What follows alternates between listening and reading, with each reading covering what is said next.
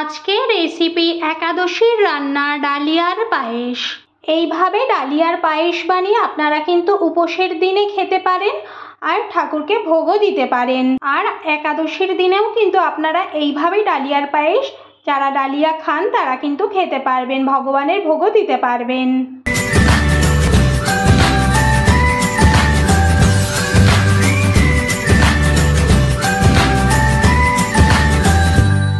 নমস্কার বন্ধুরা, অপরাজিতাস কিচেনে আপনাদের সবাইকে স্বাগত। আশা করি আপনারা সবাই ভালো আছেন। আজ আমি ডালিয়ার পায়েস বানাবো।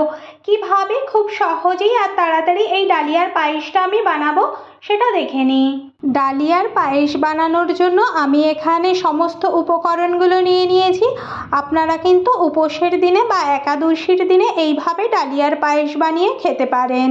এখানে আমি 1 কাপ পরিমাণ ডালিয়া নিয়েছি, 250 গ্রাম দুধ নিয়েছি, লিকুইড দুধ, আর কাজু, কিশমিশ, আলমন্ড আর এলাচ, তেজপাতা নিয়েছি, চিনি নিয়েছি পরিমাণ মতো, আর 2 চামচ আমুল দুধের গুঁড়ো নিয়েছি। এবার একটা বাটিতে আমি উষ্ণ গরম জল নিয়ে নিচ্ছি 1 কাপ মতো। এখানে আমি আমুল দুধের গুঁড়োটাকে গুলে নেব। আমুল দুধের গুঁড়োগুলো দিয়ে দিলাম। একটা চামচ দিয়ে ভালোভাবে একটু গুলে নেব। প্রথমেই আমি কিন্তু আমুল দুধটাকে উষ্ণ গরম জলে গুলে নিলাম। এবার আমি এখানে একটা কড়াই বসিয়ে গরম করে নিয়েছি। এর মধ্যে আমি 1 চামচ ঘি দিয়ে দিলাম। ঘিটা গরম হয়ে গেছে। এবার আমি এই ঘিয়ের মধ্যে ডালিয়াটা ভেজে নেব।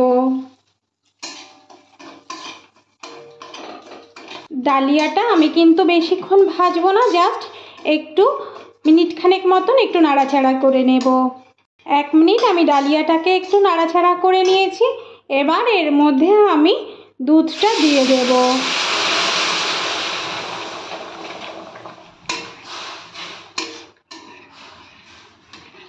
এর মধ্যে গুলে রাখা আমুল দুধগুলোও আমি দিয়ে দেব। এবার গ্যাসের ফ্লেম হাইতে রেখে আমি কিন্তু ফুটিয়ে নেব এটা 3-4 মিনিটের জন্য।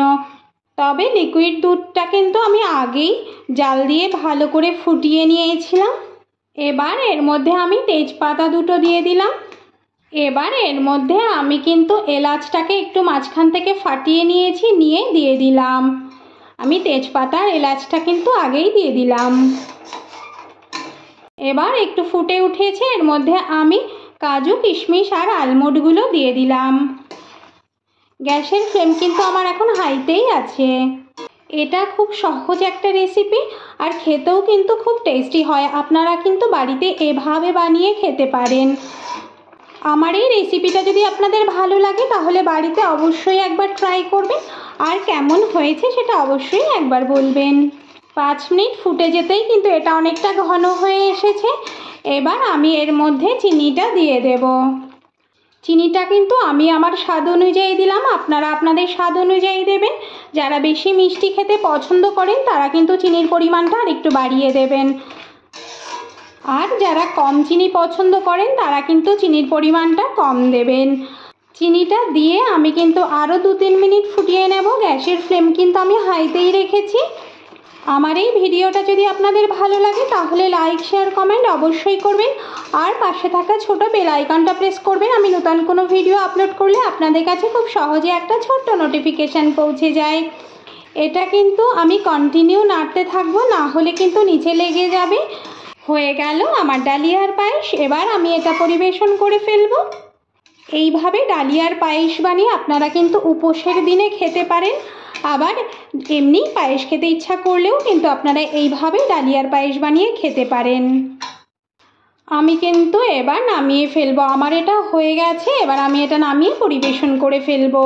হয়ে গেল আমার ডালিয়ার পায়েস। আমি এটা পরিবেশন করে ফেলেছি। আজ এ পর্যন্তই। দেখা হবে পরবর্তী নতুন ভিডিওতে। ভালো থাকবেন, সুস্থ থাকবেন। ধন্যবাদ।